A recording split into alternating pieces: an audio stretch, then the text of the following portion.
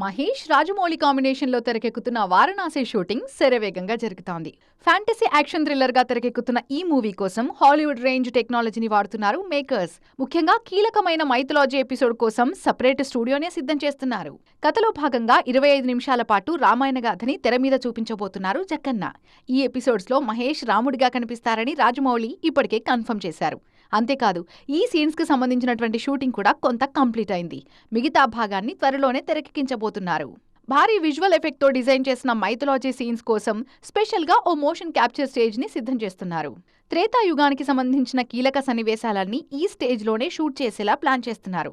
Present జరుగుతున్న schedule పూర్తయిన వెంటనే మోషన్ క్యాప్చర్ సెట్ లో వర్క్ స్టార్ట్ చేసేందుకు రెడీ అవుతున్నారు. హైదరాబాద్ లో ఇప్పటికే కొన్ని మోషన్ క్యాప్చర్ స్టేజెస్ అందుబాటులో ఉన్నా వారణాసి షూటింగ్ కి కావలసినంత పెద్ద స్టేజ్లు అందులో లేవు.